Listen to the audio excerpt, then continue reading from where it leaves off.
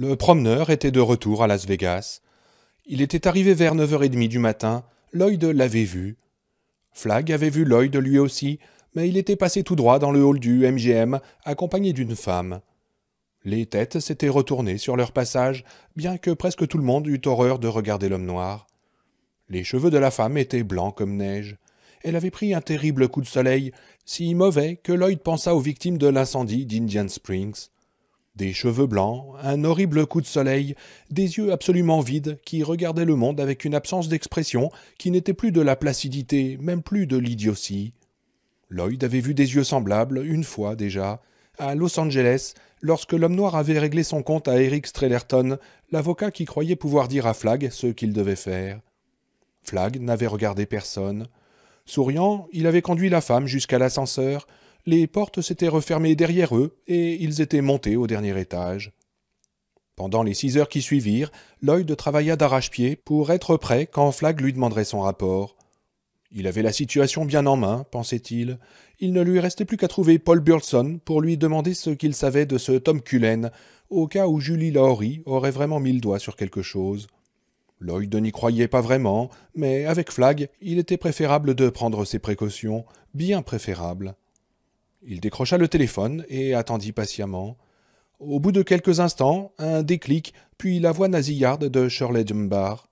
« Standardiste ?»« Oh, salut Shirley, c'est Lloyd. »« Lloyd, oh, comment ça va ?»« Oh, pas trop mal, Shirley. Est-ce que tu pourrais essayer d'appeler le 6214, s'il te plaît ?»« Oh, c'est Paul. Il n'est pas chez lui, il est à Indian Springs. Mais je peux sans doute le joindre en appelant les opérations. » Bon, d'accord, dit Lloyd. Essaye si tu veux bien. Et comment répondit Shirley. Mais dis-moi, Lloyd, quand est-ce que tu viens faire un tour chez moi pour goûter mon mocha? J'en fais un tous les 2 ou 3 jours. Bientôt, Shirley, répondit Lloyd en faisant la grimace. Shirley avait 40 ans, pesait 80 kilos et avait le béguin pour Lloyd. Il se faisait constamment mettre en boîte à propos d'elle, particulièrement par Whitney et Ronnie Sykes. Mais c'était une bonne standardiste, capable de faire des miracles avec ce qui restait du réseau téléphonique de Las Vegas. Remettre les téléphones en état de marche, les plus importants en tout cas, avait été leur priorité après le rétablissement de l'électricité, mais la majeure partie du matériel de communication automatique avait sauté. Ils en étaient donc à peu près au stade des boîtes de conserve reliées par une ficelle, et les pannes étaient constantes. Shirley s'occupait de ce qui fonctionnait encore avec une habileté stupéfiante, et elle était d'une extraordinaire patience avec les 3 ou 4 jeunes standardistes qui s'entraînaient avec elle. Et de plus, elle faisait effectivement un excellent mocha. « Bientôt, très bientôt, précisa Lloyd. Et il rêva de greffer le splendide corps de Julie Lawry sur la gentillesse, la bonne humeur et la compétence de Shirley Dunbar. Shirley parut contente. Il y eut des bips, des boups sur la ligne, puis un sifflement aigu qui lui fit écarter le combiné de son oreille. Enfin, le téléphone sonna à l'autre bout de la ligne, en une série de brrr enrhumés. « Ben il est opération, dit une voix affaiblie par la distance. « Ici, Lloyd, est-ce que Paul est là ?»« Lola? Quelle Lola ?» fit l'interlocuteur. « Non, Paul Burson. »« Ah oui, ok, il est justement là en train de boire un coca. » Un silence. Lloyd crut que la fragile liaison était coupée, puis ce fut la voix de Paul au bout de la ligne. « Il va falloir gueuler, Paul, la ligne est infecte. » Lloyd n'était pas absolument sûr que Paul Burson eût la capacité pulmonaire nécessaire pour gueuler. C'était un petit homme sec avec des lunettes épaisses comme des culs de bouteille. Certains l'appelaient Mister Frigo parce qu'il insistait pour porter tous les jours un costume 3 pièces malgré la chaleur écrasante de Las Vegas. Mais c'était l'homme parfait pour jouer les officiers de renseignement, et Flagg avait dit à Lloyd, un jour qu'il était d'humeur bavarde, que Burleson serait chargé de la police secrète en 1991. Et qu'il serait si bon à ce poste, avait ajouté Flagg avec un sourire chaleureux, presque tendre. Paul parvint à parler un peu plus fort. « Est-ce que tu as ta liste avec toi ?» demanda Lloyd. « Oui, répondit Paul, et Stan Bailey est avec moi. On est en train de travailler sur un système de rotation des tâches. Est-ce que tu veux bien regarder si tu n'aurais pas quelque chose sur un type, un Tom Cullen ?»« Une seconde, répondit Paul. La seconde se transforma en 2 ou 3 minutes. Lloyd commençait une fois de plus à se demander s'il n'avait pas été coupé. « Ok, Tom Cullen. T'es toujours là, Lloyd ?»« Oui, je suis toujours là, répondit-il. On n'est jamais sûr avec ces téléphones, dit Paul. Il a entre 22 et 35 ans. Le bonhomme n'est pas sûr. Légère arriération mentale, peut faire certains travaux. Il a travaillé avec les équipes de nettoyage. Depuis combien de temps qu'il est à Las Vegas demanda Lloyd. Un peu moins de 3 semaines, répondit Paul. Et est-ce qu'il vient du Colorado demanda Lloyd. Oui, dit Paul, mais nous avons des dizaines de gens ici qui ont essayé de rester là-bas et qui ont décidé qu'ils n'aimaient pas ça. Ils ont chassé ce type, il avait des relations sexuelles avec une femme normale, et je suppose qu'ils ont eu peur pour leur patrimoine génétique. Est-ce que tu as son adresse demanda Lloyd. Paul la donna, et Lloyd la nota dans son carnet. C'est tout, Lloyd demanda Paul. Encore un autre nom si tu as le temps. Paul se mit à rire, un rire un peu pincé de petit homme. Oh, naturellement, répondit-il, c'était justement l'heure de la pause café. J'en prends trop de toute façon. Le type s'appelle Nick Andros, dit Lloyd. Oh, j'ai ce nom sur ma liste rouge, répondit aussitôt Paul. Ah bon fit Lloyd. Il pensa aussi vite qu'il pouvait, ce qui était loin d'être à la vitesse de la lumière. Il n'avait pas la moindre idée de ce que pouvait être la liste rouge de Paul. Qui t'a donné son nom demanda Lloyd. Devine donc, répondit Paul, avec une voix où pointait l'exaspération. La personne qui m'a donné tous les autres noms de la liste rouge.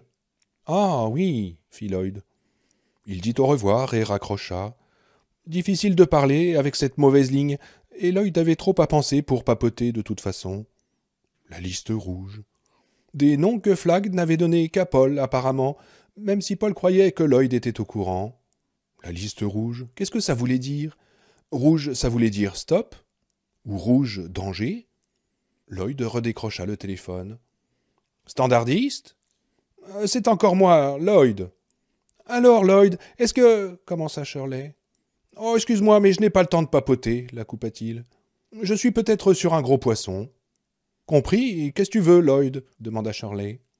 Elle cessa aussitôt de minauder, et sa voix redevint terriblement sérieuse. Est-ce que tu connais quelqu'un de pas trop con à la sécurité demanda Lloyd. Barry Dorgan, répondit Shirley. Passe-le-moi, s'il te plaît, et je ne t'en ai jamais parlé, ajouta Lloyd. Entendu, dit Shirley. Elle avait l'air d'avoir peur. Lloyd avait peur, lui aussi, mais il n'avait pas le temps d'y penser. Un moment plus tard, Dorgan était au bout du fil. C'était un brave type, heureusement, pensa Lloyd. Trop d'hommes, du type de Poke, étaient entrés dans les rangs de la police ces temps-ci. Je voudrais que tu ramasses quelqu'un pour moi, dit Lloyd, et vivant. Il faut que je l'aie vivant, même si nous devons perdre des hommes. Il s'appelle Tom Cullen, et tu pourras probablement le trouver chez lui. Amène-le au Grand Hôtel. Il donna à Barry l'adresse de Tom et lui demanda de la répéter. C'est important, Lloyd demanda Barry. Oui, très important, répondit Lloyd. Et si tu t'en tires bien, quelqu'un plus haut que moi sera très content de toi. Compris, répondit Barry en raccrochant. Lloyd était sûr que Barry avait compris la proposition inverse. Rate ton coup et quelqu'un va être très mécontent. Barry rappela 1 heure plus tard pour dire qu'il était à peu près sûr que Tom Cullen était parti. Mais il est complètement débile, continuait Barry. Il ne sait pas conduire, même pas un scooter. S'il va à l'est, il ne peut pas être rendu plus loin que Dry Lake. Nous pouvons le rattraper, Lloyd, j'en suis sûr. Donne-moi le feu vert. Barry avait l'air bien pressé. Il était l'une des 4 ou 5 personnes à Las Vegas qui étaient au courant de l'histoire des espions. Et il avait lu dans les pensées de Lloyd. « Je vais y réfléchir, répondit Lloyd, qui raccrocha avant que Barry puisse protester. Il réfléchissait beaucoup mieux maintenant qu'il ne l'aurait cru possible avant la grippe, mais il savait que cette fois, le morceau était trop gros pour lui. Et cette histoire de liste rouge l'inquiétait. Pourquoi ne lui en avait-on pas parlé? Pour la première fois depuis qu'il avait rencontré Flagg à Phoenix, Lloyd éprouvait le sentiment désagréable qu'il pouvait être vulnérable dans sa position. On lui avait caché des secrets. On pouvait sans doute encore rattraper Cullen.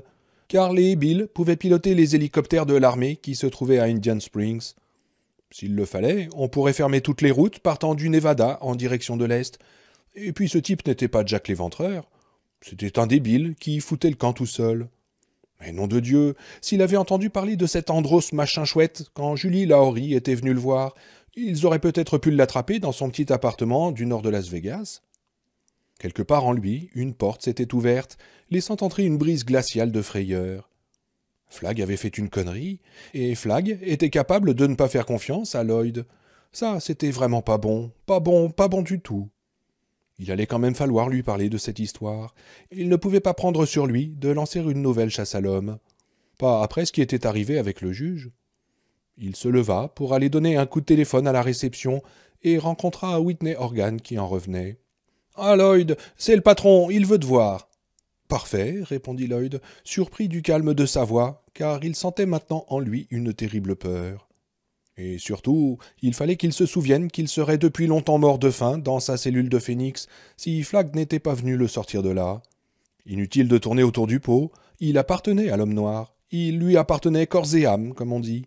« Mais je ne peux pas faire mon boulot s'il me cache des trucs, pensa-t-il, en se dirigeant vers les ascenseurs.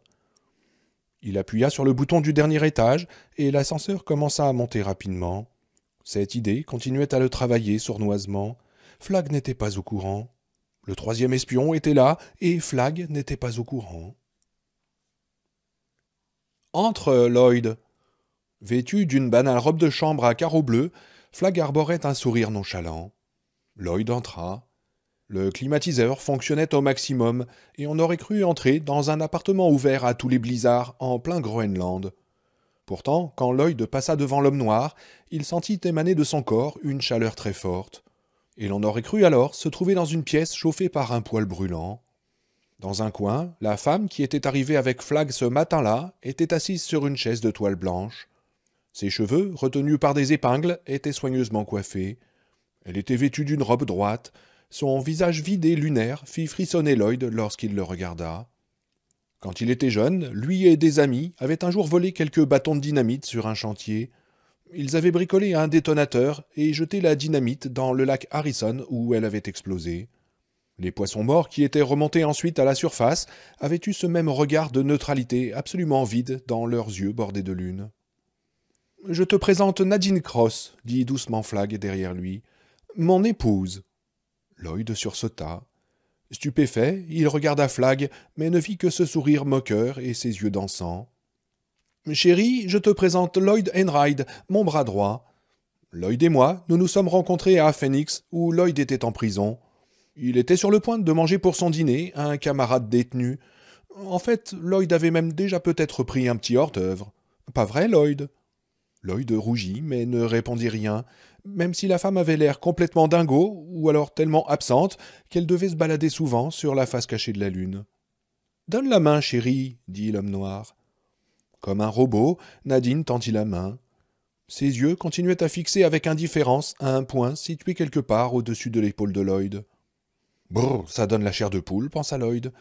Il s'était mis à transpirer un peu, malgré le climatiseur qui soufflait un vent glacé. « Enchanté, dit-il, en prenant la viande douce et tiède de la main de la femme. Il dut ensuite se faire violence pour ne pas s'essuyer la main sur la jambe de son pantalon. Quant à la main de Nadine, elle resta suspendue en l'air, molle comme du caoutchouc. « Tu peux baisser la main maintenant, mon amour ?» Nadine reposa sa main sur son ventre, où elle commença à s'agiter rythmiquement. Lloyd se rendit compte avec quelque chose qui ressemblait fort à de l'horreur qu'elle était en train de se masturber. « Mon épouse est indisposée, » gloussa Flagg. « Il faut dire aussi que je l'ai engrossée, comme on dit. Félicite-moi, Lloyd, je vais être papa. » Encore ce gloussement, comme des rats détalant derrière un vieux mur. « Félicitations, » parvint à murmurer Lloyd, bien que ses lèvres fussent bleues et engourdies. « Nous pouvons dire tout ce que nous avons sur nos petits cœurs devant Nadine, n'est-ce pas, chérie ? Elle est aussi silencieuse qu'une tombe, ou qu'une momie, future maman, si je peux me permettre ce petit jeu de mots. Bon alors, Indian Springs. » Lloyd cligna les yeux et essaya de remettre en marche les rouages de son cerveau, se sentant tout nu devant ses yeux sur la défensive. « Ça avance très bien, » réussit-il à dire enfin. « Ça avance très bien ?» demanda Flagg. L'homme noir se pencha vers lui, et Lloyd crut un instant qu'il allait ouvrir la bouche et lui sectionner le cou comme un sucre d'orge.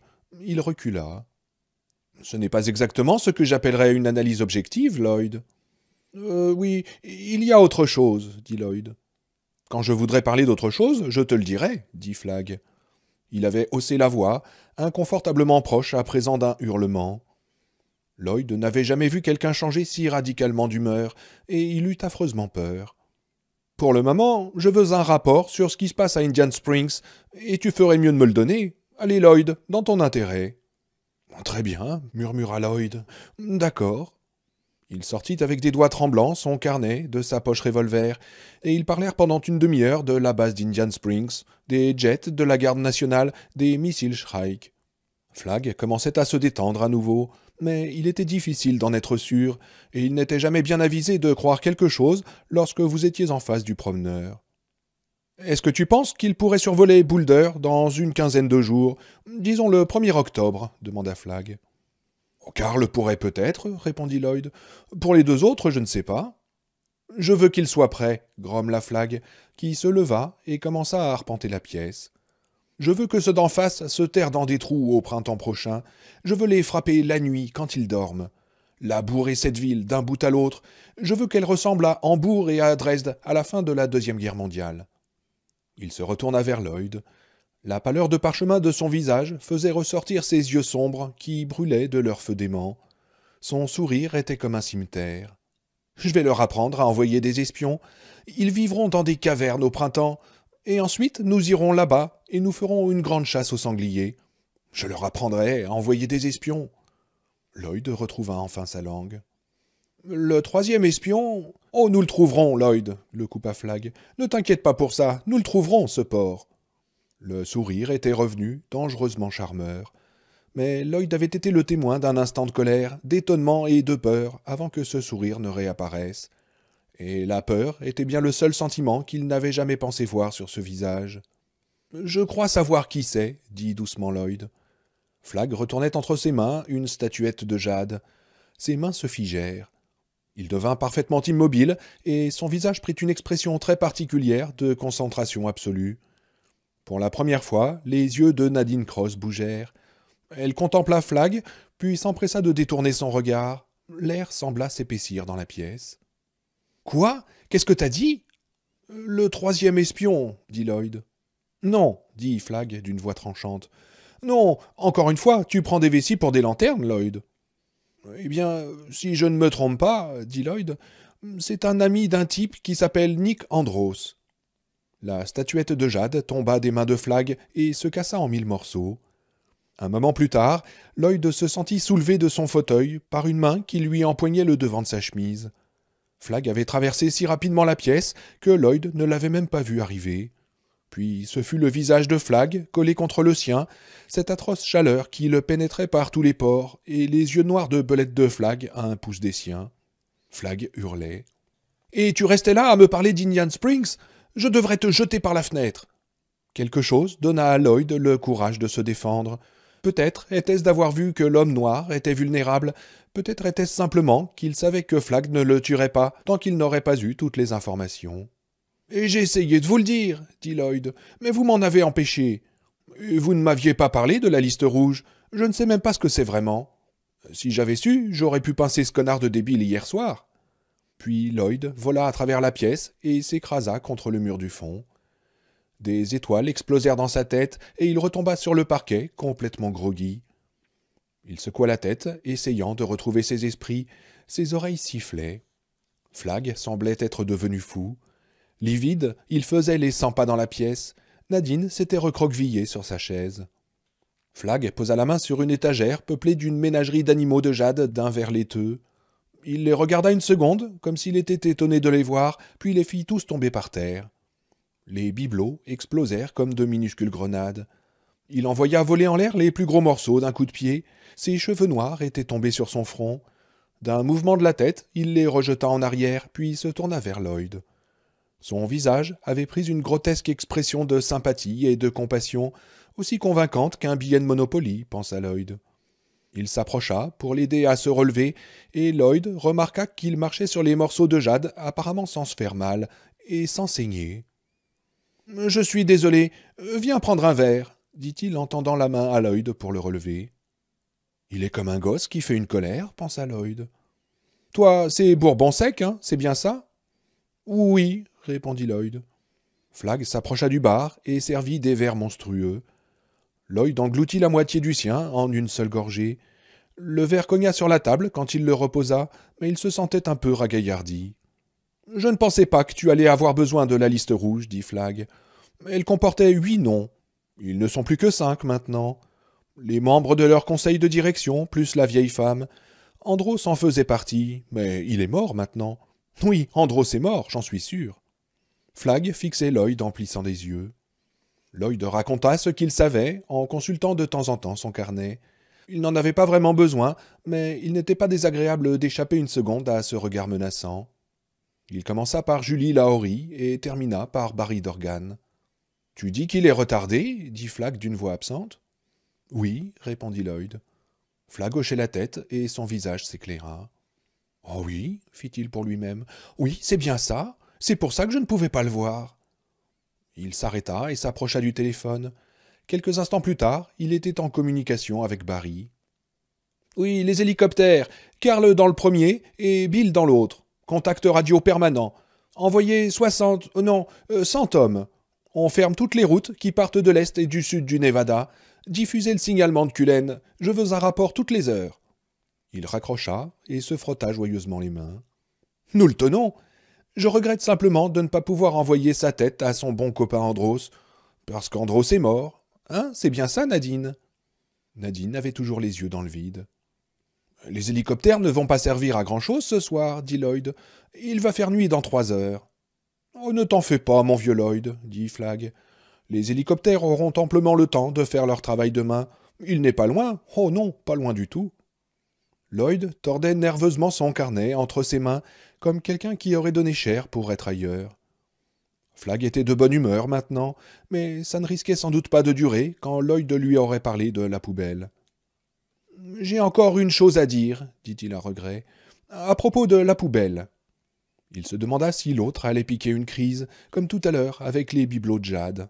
« La poubelle est un bien gentil garçon, » dit Flagg. « Est-il reparti faire un petit tour de prospection ?»« Je ne sais pas où il est, » dit Lloyd. « Mais avant de partir, il a fait des siennes à Indian Springs. » Lloyd raconta l'histoire qu'il avait entendue de la bouche de Karl la veille. Le visage de Flagg s'obscurcit lorsqu'il apprit que Freddy Campanari avait été mortellement blessé, mais quand Lloyd termina, il avait retrouvé sa sérénité. Au lieu de piquer une colère, Flagg se contentait d'agiter les mains avec impatience. « Oh, d'accord, d'accord. Quand il reviendra, je veux qu'on le tue, mais rapidement et sans lui faire trop de mal. J'espérais qu'il aurait duré davantage. Tu ne comprends probablement pas, Lloyd, mais je sentais une sorte d'esprit de famille avec ce garçon. J'avais cru pouvoir l'utiliser, je l'ai fait d'ailleurs, mais je n'ai jamais été totalement sûr de lui. Même un maître sculpteur peut s'apercevoir un jour que le couteau s'est retourné dans sa main, si le couteau est mauvais. N'est-ce pas, Lloyd ? » Lloyd, qui ne savait pas grand-chose des sculpteurs et des couteaux de sculpteurs, il aurait cru qu'ils se servaient de ciseaux et de maillets, hocha aimablement la tête. « Oui, bien sûr, » dit-il.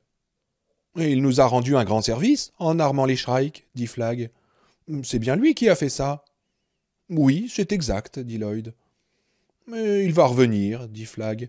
« Dis à Barry que la poubelle doit être définitivement soulagée de ses souffrances. Sans douleur, si possible. Pour le moment, je m'intéresse bien davantage à l'arriéré mental qui est en train de s'en aller à l'est. Je pourrais le laisser continuer, mais c'est une question de principe. Peut-être pourrions-nous régler cette affaire avant la nuit. Qu'en penses-tu, ma chérie ?» Il s'était accroupi à côté de la chaise de Nadine. Il caressa sa joue, et elle s'écarta, comme si on l'avait touchée avec un tisonnier porté au rouge. Flagg fit un grand sourire et la toucha encore. Cette fois, elle se soumit en frissonnant. « La lune, » dit Flagg, enchanté, en se levant d'un bond. « Si les hélicoptères ne le découvrent pas avant la nuit, ils pourront profiter de la lune. Je parierais qu'il est en train de pédaler au milieu de l'autoroute 15 en ce moment, en plein jour. Il espère que le dieu de la vieille dame le prendra sous sa protection. Mais la vieille dame est morte, n'est-ce pas, chérie ?» demanda Flagg, avec le rire cristallin d'un enfant heureux. « Et son dieu est mort, lui aussi, je le crains. Tout va très bien aller. Et Randy Flagg va bientôt être papa. » Il lui toucha encore la joue. Elle gémit comme un animal blessé. Lloyd se passa la langue sur ses lèvres sèches. « Bon, je vais me bouger maintenant, si vous n'avez plus besoin de moi. »« Ok, Lloyd, tu peux t'en aller, » dit Flagg. L'homme noir ne s'était pas retourné. Perdu dans son extase, il regardait Nadine. « Tout va bien, très bien, » disait-il. Lloyd s'en alla, aussi vite qu'il put, presque au pas de course. C'est dans l'ascenseur qu'il craqua, et il dut appuyer sur le bouton rouge pour arrêter la cabine en attendant que sa crise d'hystérie passe. Il rit et pleura pendant près de 5 minutes. La tempête calmée, il se sentit un peu mieux. « Il n'est pas foutu, se disait-il. Il y a quelques petits accros, mais il peut arranger ça. La partie sera probablement terminée le 1er octobre, et sûrement le 15. Tout commence à très bien aller, comme il a dit, et tant pis s'il a failli me tuer. Tant pis s'il avait l'air encore plus bizarre. » Un quart d'heure plus tard, Lloyd recevait un coup de téléphone d'Indian Springs. C'était Stan Bailey. Fou de colère contre la poubelle, terrorisé par l'homme noir, il était au bord de l'hystérie. Carl et Bill avaient décollé de la base d'Indian Springs à 18h02 pour faire une mission de reconnaissance à l'est de Las Vegas. L'un de leurs élèves pilotes, Cliff Benson, était avec Carl comme observateur. À 18h12, les 2 hélicoptères avaient explosé en plein vol. Absolument stupéfait, Stan avait quand même eu la présence d'esprit d'envoyer 5 hommes au hangar 9, où 5 autres hélicoptères, dont 2 gros porteurs, étaient stationnés. Ils avaient trouvé des explosifs sur tous les hélicoptères et des amorces incendiaires branchées sur de simples minuteries de cuisine. Les amorces n'étaient pas les mêmes que celles que la poubelle avait installées sur les camions-citernes, mais très semblables. Le doute n'était vraiment plus possible. « C'était la poubelle, dit Stan. Il a complètement perdu la boule. Comment savoir ce qui l'a piégé par ici ?»« Vérifiez tout, répondit Lloyd. La peur faisait battre son cœur à petits coups rapides. L'adrénaline coulait à flot dans son organisme et ses yeux lui faisaient mal, comme s'il voulait lui sortir de la tête. « Oui, vérifiez tout. Prenez tous vos zigotos et passez-moi au peigne fin cette putasse de base. Compris, Stan ?»« Mais à quoi bon ?» répondit Stan. « À quoi bon ?» hurla Lloyd. « Il faut te faire un dessin, bougre de con. Qu'est-ce qu'il va dire, l'autre, si toute la base ?»« Mais tous nos pilotes sont morts, » répondit tranquillement Stan. « Tu ne comprends pas, Lloyd ? Même Cliff. Et en plus, il ne cassait pas des briques, celui-là. Nous avons 6 types qui sont encore loin de partir en solo et pas d'instructeur. Tu peux me dire à quoi vont servir les jets, Lloyd ?» Et il raccrocha, laissant Lloyd abasourdi, stupéfait, un Lloyd qui commençait enfin à comprendre. Tom Cullen se réveilla un peu après 9h30 ce soir-là. Il avait faim, et il se sentait courbaturé. Il prit un peu d'eau dans sa gourde, sortit en rampant de l'abri qu'il s'était trouvé entre les 2 rochers, et regarda le ciel noir. La lune voguait dans le ciel, mystérieuse et sereine. C'était l'heure de repartir, mais il fallait être prudent, oh putain oui, parce qu'il le cherchait maintenant. Il avait fait un rêve.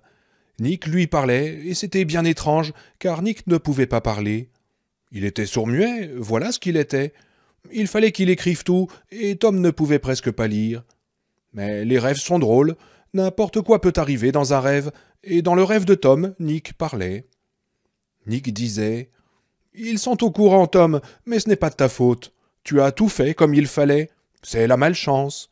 Maintenant, il faut que tu fasses attention. Il ne faut plus rester sur la route, Tom, mais tu dois continuer à aller vers l'est. » Tom avait compris qu'il lui disait d'aller vers l'est, mais comment faire pour ne pas se perdre dans le désert ? Il allait peut-être tourner en rond. Et Nick avait dit « Tu sauras comment faire. D'abord, tu devras chercher le doigt de Dieu. » Tom raccrocha sa gourde à sa ceinture et installa son sac. Il revint à l'autoroute, laissant derrière lui sa bicyclette. Il grimpa sur le talus et regarda dans les 2 sens. Puis il traversa la chaussée, la bande médiane, et après un autre coup d'œil prudent, traversa l'autre chaussée. « Ils sont au courant, Tom, » avait dit Nick. Il se prit le pied dans le câble de sécurité qui bordait l'autoroute et dévala presque jusqu'en bas du talus. Le cœur battant, il resta pelotonné en boule un moment. Pas de bruit, sauf un vent léger qui sifflait sur la terre craquelée du désert. Il se releva et fit le tour de l'horizon. Il avait de bons yeux, et l'air du désert était limpide comme du cristal. Bientôt il le vit, planté sur le ciel, semé d'étoiles comme un point d'exclamation. Le doigt de Dieu. En regardant plein est, le monolithe était à 10 heures. Il pourrait sans doute l'atteindre dans 1 heure ou 2, mais la limpidité de l'air faisait paraître plus proches les accidents de terrain, comme bien des randonneurs plus expérimentés que Tom Cullen l'avaient appris à leurs dépens, et Tom ne comprenait pas que le doigt de pierre ne paraisse pas se rapprocher. Minuit passa, puis 2 heures. La grande horloge des étoiles avait tourné. Tom commençait à se demander si le rocher qui ressemblait tellement à un doigt dressé en l'air n'était pas un mirage. Il se frotta les yeux, mais le doigt était toujours là. Derrière lui, l'autoroute avait disparu dans le noir. Quand il regarda une nouvelle fois le doigt, il parut cette fois un peu plus proche, et à 4 heures du matin, lorsqu'une voix intérieure commença à murmurer qu'il était temps de trouver une bonne cachette pour la journée, il ne pouvait plus y avoir de doute qu'il s'était rapproché du rocher. Mais il n'y arriverait pas cette nuit. Et quand il y arriverait, en supposant qu'il ne le trouve pas quand le jour se leverait, ensuite quoi? Pas besoin de s'inquiéter, Nick lui dirait, ce bon vieux Nick. Tom était pressé de rentrer à Boulder pour le voir. Oh putain, oui. Il trouva un endroit relativement confortable à l'ombre d'une énorme épine dorsale de rocher et s'endormit presque instantanément. Il avait fait une 50aine de kilomètres au nord-est au cours de la nuit et s'approchait des monts Mormons. Durant l'après-midi, un gros serpent à sonnette se glissa à côté de lui pour se protéger de la chaleur du jour. Il se leva à côté de Tom, dormit un moment, puis s'en alla. Le même après-midi, Flagg était debout au bord de la terrasse du dernier étage de l'hôtel. Il regardait vers l'est. Le soleil allait se coucher dans 4 heures et le débile reprendrait alors sa route. Un vent vif, venu du désert, ébouriffait ses cheveux noirs. La ville se terminait si brutalement, cédant la place au désert. Quelques panneaux publicitaires au bord de nulle part, et c'était tout. Un désert si vaste, tant d'endroits où se cacher. Des hommes étaient partis dans ce désert qu'on n'avait jamais revu depuis. « Mais pas cette fois, murmura-t-il. Je vais l'avoir. Oh oui, je vais l'avoir. » Il n'aurait pu expliquer pourquoi il était si important de capturer le débile. L'aspect rationnel du problème l'éludait constamment. De plus en plus, il ne ressentait plus qu'un besoin d'agir, de bouger, de faire, de détruire. Hier soir, quand Lloyd l'avait informé de l'explosion des hélicoptères et de la mort de 3 pilotes, il avait dû mobiliser toutes ses ressources pour ne pas sombrer dans une rage démente. Sa première impulsion avait été d'ordonner le rassemblement immédiat d'une colonne de blindés, chars, véhicules lance-flammes, automitrailleuses et toute la panoplie. Il pouvait être à Boulder en 5 jours, et ce merdier puant serait oublié en 1 semaine et demie. Oh oui. Et si la neige tombait plus tôt que d'habitude sur l'école, ce serait la fin de la Grande Wehrmacht. On était déjà le 14 septembre, on ne pouvait plus compter sur le beau temps. Comment diable pouvait-il être si tard, si vite? Mais il était l'homme le plus fort sur la surface de la Terre. Il pouvait y en avoir un autre comme lui, en Russie, en Chine ou en Iran, mais le problème ne se poserait pas avant 10 ans. Pour le présent, une seule chose importait, il était ascendant, il le savait, il le sentait. Il était fort, c'est tout ce que le débile pourrait leur dire, si le débile ne se perdait pas dans le désert ou ne mourait pas de froid dans les montagnes. Il pourrait simplement leur dire que les gens de Flagg vivaient dans la crainte du promeneur et obéissaient à ses moindres ordres. Il ne pourrait leur dire que des choses qui les démoraliseraient encore davantage. Alors pourquoi cette certitude lancinante qu'il fallait trouver Tom et le tuer avant qu'il puisse quitter l'Ouest? Parce que c'est ce que je veux, et je vais avoir ce que je veux, c'est tout. Et la poubelle? Il avait cru pouvoir oublier complètement la poubelle. Il avait cru qu'on pouvait jeter la poubelle comme un mauvais outil. Mais cet homme avait réussi à faire ce que toute la zone libre n'aurait pas pu accomplir. Il avait jeté du sable dans l'invincible mécanisme de conquête de l'homme noir.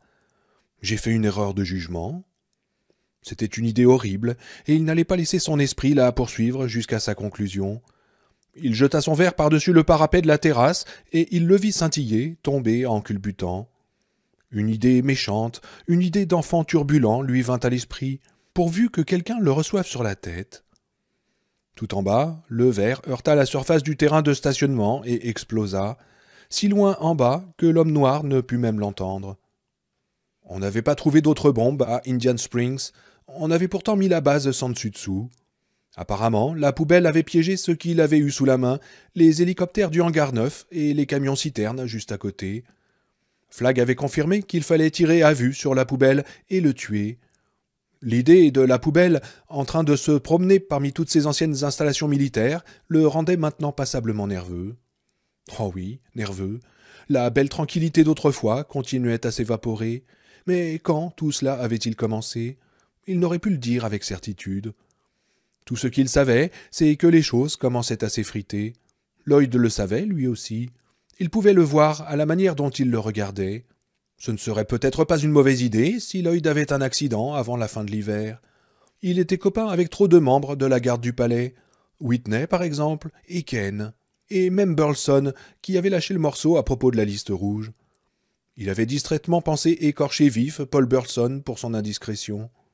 Si Lloyd avait été au courant de la liste rouge, rien ne serait... « Oh, tais-toi » se grommela-t-il. « Tais-toi » Mais cette idée ne se laissait pas chasser aussi facilement. Pourquoi n'avait-il pas donné à Lloyd le nom des dirigeants de la zone libre? Il ne le savait pas, il ne s'en souvenait plus. Il croyait se rappeler qu'il avait eu une excellente raison à l'époque, mais plus il essayait de s'en souvenir, plus elle glissait entre ses doigts. N'était-ce qu'une ruse stupide, ne pas vouloir mettre tous ses œufs dans le même panier? L'impression qu'une seule et même personne ne devait pas être dépositaire de tous ses secrets, même une personne aussi bête et loyale que Lloyd. L'étonnement se lisait sur son visage. Avait-il donc pris des décisions stupides depuis le début? Lloyd était loyal, après tout. Cette expression dans ses yeux. Sans transition, il décida d'oublier tout cela et d'entrer en lévitation. Il se sentait toujours mieux après. Plus fort, plus serein, les idées claires. Il regarda le ciel du désert. Je suis. Ses talons usés s'élevèrent au-dessus de la terrasse, s'arrêtèrent, montèrent encore de quelques centimètres. La paix venait en lui, et tout à coup il sut qu'il pouvait trouver les réponses. Tout était plus clair. Tout d'abord, il devait... Ils viennent te chercher, tu sais. Il retomba brutalement sur la terrasse, au son de cette petite voix mécanique. Le choc se répercuta dans ses jambes, dans sa colonne vertébrale, jusqu'à sa mâchoire qui claqua. Il se retourna comme un chat. Mais son sourire épanoui se fana quand il vit Nadine. Elle était habillée d'une chemise de nuit blanche, des mètres et des mètres de tissu vaporeux qui volaient autour d'elle. Ses cheveux, aussi blancs que sa robe, flottaient au vent. Une sibylle à l'esprit dérangé. Et malgré lui, Flagg eut peur. Nadine avança délicatement le pied pour faire un pas en avant. Elle était pieds nus. « Ils arrivent, reprit-elle. Stu Redman, Glenn Batman, Ralph Brentner et Larry Underwood. Ils arrivent, et ils vont te tuer comme une sale belette voleuse de poules. »« Oh, ils sont à Boulder, dit Flagg, cachés sous leur lit, en train de pleurer leur vieille négresse. »« Non, répondit-elle d'une voix neutre. Ils sont presque arrivés dans l'Utah à présent. Ils seront ici bientôt. Et ils t'écraseront comme une bête nuisible. »« Oh, tais-toi, dit Flagg. Retourne dans l'appartement. »« J'y vais, dit-elle. » Mais elle s'approcha de lui, et maintenant c'était elle qui souriait, un sourire qui le remplit de terreur. Le rouge furieux de ses joues disparut, et avec lui cette étrange chaleur, cette vitalité qu'il avait en lui. Un moment, il parut vieux et fragile. « Je vais rentrer, et toi aussi, continuait Nadine. « Va-t'en, dit Flagg. « Nous allons descendre, chantait-elle en souriant. « Descendre, oui, descendre !» C'était horrible. « Ils sont à Boulder, dit Flagg. « Ils sont presque ici, dit Nadine. »« Descends, lui ordonna Flagg. »« Tout ce que tu as fait jusqu'ici s'effondre, reprit Nadine. « Et pourquoi pas ? La période d'activité des œuvres du mal est relativement courte. On commence même à murmurer. On dit que tu as laissé Tom Cullen s'en aller, un pauvre demeuré, mais quand même assez malin pour se moquer de Randall Flagg. » Les mots sortaient de plus en plus vite de sa bouche déformée par un sourire méprisant. « On dit que ton spécialiste des armes est devenu fou et que tu n'en savais rien. Ils ont peur que ce qu'il ramènera du désert la prochaine fois leur soit destiné plutôt qu'aux gens de l'Est. Et ils s'en vont. Est-ce que tu le savais ?»« Tu mens, murmura Flagg, blanc comme une feuille de papier, les yeux exorbités. « Ils n'oseraient pas, et s'ils osaient, je le saurais. » Les yeux vides de Nadine regardèrent par-dessus son épaule, vers l'est. « Je les vois, murmura-t-elle. Ils abandonnent leur poste en plein cœur de la nuit, et ton œil ne les voit pas. Ils abandonnent leur poste et s'enfuient comme des lapins. 20 hommes partent au travail, ils reviennent 18. Les gardes-frontières désertent. Ils ont peur que la balance du pouvoir bascule. Ils te quittent. Ils te quittent, et ceux qui restent ne lèveront pas le petit doigt lorsque ceux de l'Est viendront t'achever une fois pour toutes. » Une chose cassa, cette chose qu'il avait en lui cassa d'un coup sec. « Tu mens !» hurla-t-il. Ses mains s'abattirent sur les épaules de Nadine, et les 2 clavicules se brisèrent comme des crayons. Il souleva son corps au-dessus de sa tête, dans le bleu délavé du ciel du désert, et pivotant sur ses talons, il la lança très haut et très loin, comme il avait lancé le verre. Il vit un grand soupir de soulagement et de triomphe éclairer son visage, un éclair de vie dans ses yeux, et il comprit alors. Elle lui avait tendu un piège, elle l'avait poussé à commettre ce geste, sachant que lui seul pouvait la libérer. Mais elle portait son enfant. Il se pencha par-dessus le parapet au risque de tomber, essayant de réparer l'irréparable. Sa chemise de nuit flottait comme un voile. Sa main se referma sur le tissu vaporeux et il le sentit se déchirer, ne lui laissant qu'un bout de tissu si diaphane qu'il pouvait voir ses doigts à travers, le tissu dont sont faits les rêves.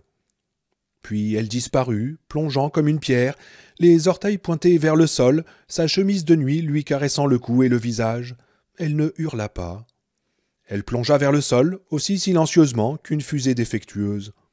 Lorsqu'il entendit l'indescriptible bruit de son brutal atterrissage, Flag renversa la tête en arrière et se mit à hurler, les yeux au ciel. Aucune importance, il tenait encore tout dans la paume de sa main. Il se pencha à nouveau par-dessus le parapet et les regarda arriver en courant, comme de la limaille de fer attirée par un aimant, ou de la vermine attirée par des abats. Ils avaient l'air si petits, et il était si haut au-dessus d'eux.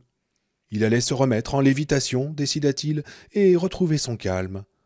Mais il fallut longtemps, longtemps, avant que ses talons ne quittent la terrasse, et quand ils le firent, ils s'arrêtèrent à un demi-centimètre du béton. Ils refusaient d'aller plus haut. Tom se réveilla ce soir-là à 8 heures, mais il faisait encore trop clair pour qu'il se remette en route. Il attendit. Nick était revenu le voir dans son sommeil et ils avaient parlé. C'était si bon de parler à Nick. Couché à l'abri de son gros rocher, il regardait le ciel noircir. Les étoiles avaient commencé à percer. Il pensa à des chips et se dit qu'il aimerait bien en manger. Lorsqu'il serait revenu dans la zone, s'il revenait dans la zone, il en aurait autant qu'il voudrait. Il se bourrerait de chips et il se prélasserait dans l'amour de ses amis. C'est ce qui manquait à Las Vegas, pensa-t-il, simplement l'amour. Les gens étaient plutôt gentils, mais ils n'avaient pas beaucoup d'amour. Ils n'avaient pas le temps, parce qu'ils avaient trop peur. L'amour ne pousse pas très bien dans un endroit où il n'y a que de la peur, comme les plantes ne poussent pas très bien dans un endroit où il fait toujours noir. Il n'y a que les champignons qui deviennent gros et gras dans le noir. Même lui savait ça. Oh putain, oui.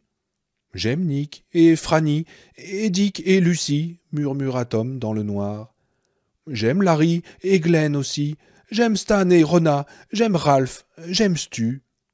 C'était sa prière. Mais il trouvait étrange de se souvenir aussi facilement de leur nom. Là-bas, dans la zone, il avait de la chance quand il se souvenait du nom de Stu lorsqu'il venait le voir. Ce qui le fit penser à ses jouets, son garage, ses petites voitures, ses petits trains. Il s'était amusé avec eux pendant des heures et des heures, mais il se demandait s'il aurait toujours envie de jouer autant lorsqu'il reviendrait, s'il revenait.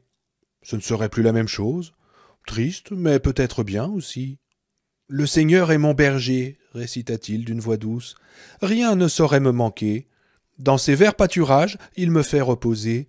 Il me met de la brillantine dans les cheveux. Il m'apprend le kung-fu pour me défendre contre mes ennemis. Amen. » Il faisait assez noir maintenant, et il se remit en route. À 11h30, il arriva au doigt de Dieu et s'y arrêta pour manger. Il dominait le désert d'où il était, et en regardant du côté d'où il était venu, il vit des lumières qui bougeaient. Sur l'autoroute, pensa-t-il, il me cherche. Puis il regarda vers le nord-est à nouveau. Très loin, à peine visible dans le noir, la lune qui avait été pleine 2 nuits plus tôt avait déjà commencé à se coucher. Il vit un énorme dôme de granit. C'est là qu'il devait aller. « Tom a mal aux pieds, murmura-t-il, mais avec bonne humeur. Effectivement, les choses auraient pu être bien pires. « Oh putain, oui, ça c'est du mal de pied !» Il marcha et marcha au milieu des choses de la nuit qui s'écartaient sur son passage, et lorsqu'il se coucha, à l'aube, il avait fait plus de 60 kilomètres. À l'est, la frontière entre le Nevada et l'Utah n'était plus loin. À 8 heures du matin, il était profondément endormi, la tête posée sur son blouson. Ses yeux commencèrent à bouger rapidement derrière les paupières. Nick était venu et Tom lui parlait. Tom fronça les sourcils dans son sommeil. Il venait de dire à Nick qu'il avait très envie de le revoir bientôt. Mais pour une raison qu'il ne pouvait comprendre, Nick s'en était allé. Oh, comme l'histoire se répète. La poubelle était de nouveau en train de rôtir vivant dans la poêlée du diable. Mais il ne pouvait pas compter cette fois sur les fraîches fontaines de Cibola pour le soutenir dans cette épreuve. Je l'ai bien mérité, je n'ai que ce que je mérite. Sa peau avait brûlé et pelé encore, et finalement noirci au lieu de bronzer. Il était la démonstration ambulante qu'un homme finit toujours par ressembler à ce qu'il est. La poubelle avait l'air de quelqu'un que l'on a arrosé de kérosène avant d'approcher une allumette. Le bleu de ses yeux avait déteint à la lumière éblouissante du désert, et quand on les regardait, on avait l'impression de se pencher au bord d'étranges trous extradimensionnels. Il s'était habillé en une bizarre imitation de l'homme noir, chemise à carreaux rouges à col ouvert, jean délavé, bottes de désert éraflées, écrasées et déformées. Mais il avait jeté son amulette noire, il ne méritait pas de la porter. Il avait montré qu'il n'en était pas digne, et comme tous les démons imparfaits, il avait été rejeté. Il s'arrêta sous le soleil de plomb et s'essuya le front avec une main décharnée qui tremblait de fatigue. Il était né pour ce lieu, pour cette heure. Toute sa vie n'avait fait que le préparer à cet instant. Il avait franchi les corridors torrides de l'enfer pour y parvenir. Il avait enduré le shérif qui avait tué son père. Il avait enduré l'asile de terre haute. Il avait enduré Carley Yates. Puis, après cette vie étrange et solitaire, il s'était fait des amis. Lloyd, Ken, Whitney. Et il avait tout foutu en l'air, bordel. Il méritait de brûler ici, dans la poêle à frire du diable. Pouvait-il se racheter? L'homme noir le savait peut-être, mais pas la poubelle. Il se souvenait à peine de ce qui s'était passé, peut-être parce que son esprit torturé ne voulait pas se souvenir. Il était resté plus d'une semaine dans le désert avant son retour désastreux à Indian Springs. Un scorpion l'avait piqué à l'index de la main gauche, son gratte-con, comme aurait dit Carley Yates, célèbre pour sa vulgarité dans les salles de billard de Powhatan-ville. Et sa main avait gonflé comme un gant de caoutchouc rempli d'eau. Un feu qui n'était pas de cette terre avait embrasé sa tête, et pourtant il avait continué. Il était finalement revenu à Indian Springs, encore persuadé de n'être que le fruit de l'imagination d'une personne qu'il ne connaissait pas. On avait bavardé agréablement, tandis que les camarades examinaient ses trouvailles. Amorces incendiaires, mines terrestres et autres bricoles. Et la poubelle avait recommencé à se sentir bien, pour la première fois depuis que le scorpion l'avait piqué. Puis, sans avertissement, le temps avait comme dérapé, et il s'était retrouvé à Powhatan-ville. Quelqu'un avait dit « Ceux qui jouent avec le feu font pipi au lit, la poubelle ». Il avait levé les yeux, s'attendant à voir Billy Jamieson, mais ce n'était pas Bill, c'était Rich Grudmore de Powhatan-ville, qui souriait en se curant les dents avec une allumette, les doigts noirs de graisse. Rich travaillait au Texaco du coin, et il venait toujours jouer une petite partie de billard à l'heure du déjeuner.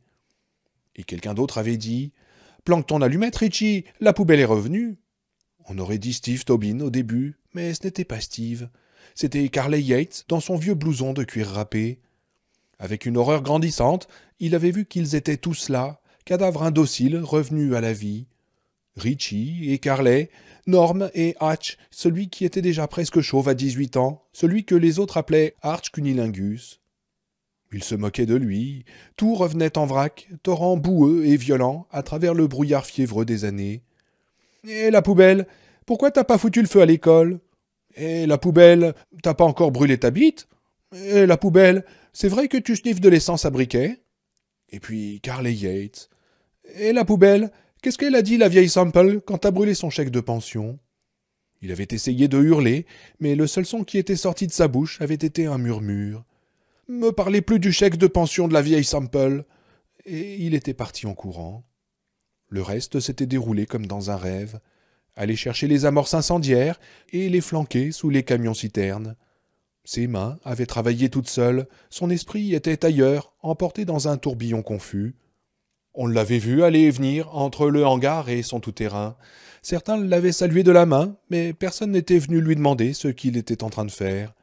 Après tout, il portait au cou le porte-bonheur de Flag. La poubelle avait fait son travail en pensant à terre haute. À terre haute, il le faisait mordre dans un machin de caoutchouc lorsqu'il lui donnait des électrochocs. Et l'homme qui tripotait les boutons ressemblait parfois au shérif qui avait tué son père, parfois à Carley Yates et parfois à Hatch Cunilingus. Et parfois, il se promettait hystériquement de ne pas faire pipi dans son pantalon, et à chaque fois, il faisait pipi. Les camions-citernes prêts, il s'était rendu dans le hangar suivant pour s'occuper des hélicoptères. Par amour du travail bien fait, il avait décidé de bricoler des détonateurs à retardement. Il était donc allé à la popote, où il avait trouvé plus d'une demi-douzaine de ces minuteries de plastique, en vente dans tous les bazars. Vous les réglez à 15 ou 30 minutes, et quand le bouton revient à 0, ding, c'est l'heure de sortir la tarte du four. Mais au lieu du ding, se dit la poubelle, cette fois ce serait bang. L'idée l'amusait. Oh oui, très drôle. Si Carley Yates ou Rich Grudmore essayaient de partir avec un de ces hélicoptères, ils allaient avoir une belle grosse surprise. La poubelle avait simplement branché les minuteries sur les circuits d'allumage des hélicoptères. Quand ce fut fait, il avait retrouvé sa tête quelques instants, le moment du choix. Étonné, il avait regardé les hélicoptères garés dans le hangar, puis ses mains. Elle sentait la poudre. Mais on n'était pas à Pottenville ici. Il n'y avait pas d'hélicoptère à Pottenville. Le soleil de l'Indiana ne brillait pas avec autant de sauvagerie qu'ici. Il était au Nevada. Carley et ses copains de la salle de billard étaient morts de la supergrippe. La poubelle avait fait demi-tour pour aller voir ce qu'il avait fait. Il n'en crut pas ses yeux. Il était en train de saboter le matériel de l'homme noir. Mais c'était idiot, complètement fou. Il allait tout défaire, et vite. Oh oui, mais ces si jolies explosions, ces jolis feux. Du kérosène en flammes, giclant un peu partout, des hélicoptères explosant en plein vol. Quelle beauté! Et il avait soudain rejeté sa nouvelle vie. Il était revenu au petit trot à son tout-terrain, un sourire furtif sur son visage brûlé par le soleil.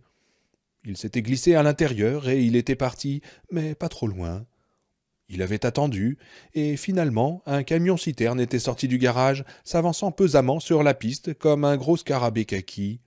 Et lorsqu'il avait sauté, lançant ses flammes grasses dans toutes les directions, la poubelle avait laissé tomber ses jumelles, s'était mise à hurler au ciel, agitant ses poings dans un geste de jubilation démente. Mais la joie n'avait pas duré longtemps, bientôt remplacée par une terreur mortelle, puis par un chagrin sans nom. Il avait roulé dans le désert, en direction du nord-ouest, poussant son tout-terrain à des vitesses presque suicidaires. Et c'était quand? Il ne s'en souvenait plus. Si on lui avait dit que c'était le 16 septembre, il se serait contenté de hocher la tête sans rien comprendre. Il eut l'idée de se tuer, puisqu'il ne risquait plus rien, que tout le monde était contre lui, que c'était dans l'ordre des choses. Quand tu mords la main qui te nourrit, tu peux t'attendre à ce que la main ouverte se referme en un poing vengeur. Ce n'était pas seulement la vie, c'était aussi la justice. Il avait 3 jerrycans d'essence à l'arrière de son tout-terrain. Il allait s'inonder d'essence, puis frotter une allumette. Oh oui, il le méritait. Mais il ne l'avait pas fait, sans savoir pourquoi. Une force, plus puissante que l'agonie de son remords et de sa solitude, l'avait arrêté. Il s'était dit que s'immoler par le feu comme un moine bouddhiste n'était pas une peine suffisante. Et il avait dormi. Et lorsqu'il s'était réveillé, il avait découvert qu'une nouvelle idée s'était glissée dans son cerveau pendant son sommeil, et cette idée était celle-ci, rédemption. Était-ce possible? Il n'en savait rien. Mais s'il trouvait quelque chose de gros, et s'il ramenait cette chose à l'homme noir, à Las Vegas, serait-elle alors possible? Et même si la rédemption était impossible, peut-être la rémission ne le serait-elle pas? Si c'était vrai, il y avait encore une chance qu'il puisse mourir heureux. Oui, mais quoi? Hein? Quoi? Qu'est-ce qu'il pourrait trouver d'assez gros pour la rédemption, ou même pour la rémission? Des mines terrestres? Un lance-flammes autotracté et des grenades? Ou des armes automatiques? Oh non, rien de tout cela n'était assez gros. Il savait où se trouvaient 2 gros bombardiers expérimentaux, construits sans l'autorisation du Congrès et payés avec les fonds secrets de la défense. Mais il ne pouvait les ramener à Las Vegas, et même s'il avait pu, personne là-bas n'aurait su les piloter. Il leur fallait une équipe d'au moins 10 hommes, peut-être davantage. Il était comme un viseur infrarouge qui détecte la chaleur dans l'obscurité et représente les sources de chaleur comme de vagues formes rougeâtres et fantomatiques. Sans qu'il sache comment, il était capable de détecter ces choses qu'on avait abandonnées dans ce vaste dépotoir où tant de projets militaires s'étaient déroulés. Il aurait pu aller tout droit vers l'ouest, tout droit vers le projet bleu où tout avait commencé. Mais la maladie froide n'était pas de son goût, et dans son esprit troublé, mais pas totalement illogique, il pensa qu'elle ne serait pas non plus du goût de Flagg. La maladie ne se souciait pas de qui elle tuait. Peut-être aurait-il été préférable pour la race humaine que ceux qui avaient financé le projet bleu gardent ce simple fait à l'esprit. Il était donc allé au nord-ouest d'Indian Springs, dans les sables désolés du périmètre de la base aérienne de Nellis, arrêtant son tout-terrain lorsqu'il lui fallait cisailler une haute clôture de fils de fer barbelés. Propriété du gouvernement fédéral, défense d'entrée. Sentinelles armées, chiens de garde, haute tension. Mais il n'y avait plus d'électricité, plus de chiens de garde, plus de sentinelles armées. Et la poubelle poursuivait sa route, corrigeant son cap de temps en temps. Il était attiré vers quelque chose. Il ne savait pas ce que c'était, mais il pensait que c'était gros, suffisamment gros. Les pneus ballons Goodyear du véhicule tout-terrain avançaient patiemment, traversant des cours d'eau asséchés, escaladant des pentes si rocailleuses qu'elles ressemblaient à l'épine dorsale à moitié dénudée d'un stégosaure. L'air était sec, pas un souffle de vent. La température était stable à un peu plus de 38 degrés. Le seul bruit était le ronronnement du moteur, un Studebaker modifié. La poubelle arriva en haut d'une butte, vit quelque chose devant lui et se mit au point mort pour mieux regarder. Un complexe de bâtiments s'étendait en bas de la colline, brillant comme du mercure dans la chaleur qui montait. Hangars de tôle, bungalows préfabriqués, des véhicules immobiles çà et là dans les rues poussiéreuses. Tout le secteur était entouré de 3 clôtures de fils de fer barbelés, et les fils étaient montés sur des isolateurs de porcelaine. Pas ces petits isolateurs dont on se sert quand le fil n'est là que pour vous donner un bon picotement, des isolateurs géants de la taille d'un poing. À l'est, une route à 2 voies menait à un poste de garde qui ressemblait à un blocos. Pas de mignonne pancarte ici, dans le genre « Veuillez remettre votre appareil photo au garde de service » ou « Si vous avez aimé votre visite, dites-le à votre député ». Non, la seule pancarte était rouge sur fond jaune, les couleurs du danger. Le texte était bref et ne prêtait pas à équivoque. « Présentez immédiatement votre laissez-passer ». « Merci » murmura la poubelle, sans savoir qui il remerciait. « Oh, merci, oh oui, merci !» Son étrange instinct l'avait conduit jusqu'ici, mais il avait toujours su que cette chose était là, quelque part. Il repartit, et le tout-terrain commença à descendre pesamment la côte. 10 minutes plus tard, il montait la route qui conduisait au poste de garde. Devant lui, la voie était fermée par une barrière anti-crash à chevrons noir et blanc. La poubelle descendit de son véhicule. Les bases de ce genre ont toujours des groupes électrogènes de secours. Peu probable qu'un groupe ait continué à tourner pendant 3 mois, mais il allait quand même falloir faire très attention avant d'entrer. Ce qu'il voulait était à portée de main. Pas de précipitation maintenant, au risque de cuire comme un rôti dans un four à micro-ondes. Derrière une glace à l'épreuve des balles, épaisse de 15 centimètres, une momie en uniforme de l'armée regardait dans le vide. La poubelle se glissa sous la barrière et s'approcha de la porte du poste de garde. Elle s'ouvrit. Parfait. Quand une installation comme celle-là passe sur l'alimentation électrique de secours, en principe tout se ferme automatiquement. Si vous étiez en train de couler un bronze, vous restiez enfermé aux chiottes jusqu'à ce que la crise soit terminée. Mais si l'alimentation de secours tombait en panne, tout se déverrouillait. Le cadavre de la sentinelle dégageait une odeur intéressante, chaude et douce, comme du sucre que l'on ferait caraméliser avec de la cannelle. Il n'avait pas gonflé, il n'avait pas pourri, il avait simplement séché. On voyait encore des taches noires sous son menton, marque déposée de l'étrangleuse. Appuyé dans un coin, un fusil automatique Browning. La poubelle le prit et ressortit. Il régla son arme au coup par coup, tripota un peu la mire, puis cala la crosse dans le creux de son épaule droite squelettique. Il visa un isolateur de porcelaine et appuya sur la détente. Un claquement sec, une bouffée excitante de cordite. L'isolateur vola en éclats, mais il n'y eut pas cette étincelle violette qui indique la présence d'un courant haute tension. La poubelle sourit. Il s'avança en fredonnant vers la grille et l'examina. Comme la porte du poste de garde, elle n'était pas verrouillée. Il l'entr'ouvrit, puis s'accroupit. Il y avait une mine ici, sous l'asphalte. Comment le savait-il? Il n'aurait pu le dire, mais il en était sûr. Peut-être armé, peut-être pas. Il revint à son véhicule et bouscula les barrières qui s'écrasèrent sous les gros pneus ballons. Le soleil du désert tapait dur. Les yeux étranges de la poubelle brillaient de bonheur. Et devant la grille, il descendit du tout-terrain qu'il laissa en marche avant. Privé de conducteur, l'engin continua sur sa lancée et acheva d'ouvrir la grille. La poubelle s'était réfugiée dans le poste de garde. Il avait fermé les yeux, très fort, mais il n'y eut pas d'explosion. Oh, splendide, tout était neutralisé. Le système de secours avait dû fonctionner 1 mois, peut-être 2, mais finalement il était mort. Sans doute la chaleur et le manque d'entretien, mais il fallait quand même faire attention. Son tout-terrain continuait à avancer paisiblement vers un grand hangar de tôle ondulée. La poubelle courut derrière lui et le rattrapa au moment où il grimpait sur le trottoir d'une rue qu'un panneau disait être la rue Illinois. Il le mit au point mort, le véhicule s'arrêta. La poubelle monta dans la cabine, passa la marche arrière et s'immobilisa devant l'entrée du hangar. C'était en fait un dortoir. Plongé dans l'obscurité, il sentait lui aussi le sucre et la cannelle. Une cinquantaine de lits, une vingtaine de cadavres. La poubelle avançait au milieu de l'allée, se demandant où il se dirigeait. Il n'y avait rien pour lui par ici. Ces hommes avaient été des armes d'une certaine manière, mais la grippe les avait neutralisés. Quelque chose tout au fond du hangar retint cependant son attention. Une affiche. Il s'approcha pour la regarder. Il faisait si chaud ici qu'il en avait mal à la tête, mais lorsqu'il arriva devant l'affiche, son visage s'illumina. Oh non, il ne s'était pas trompé. Quelque part sur cette base se trouvait ce qu'il cherchait. L'affiche était un dessin humoristique représentant un homme en train de prendre une douche.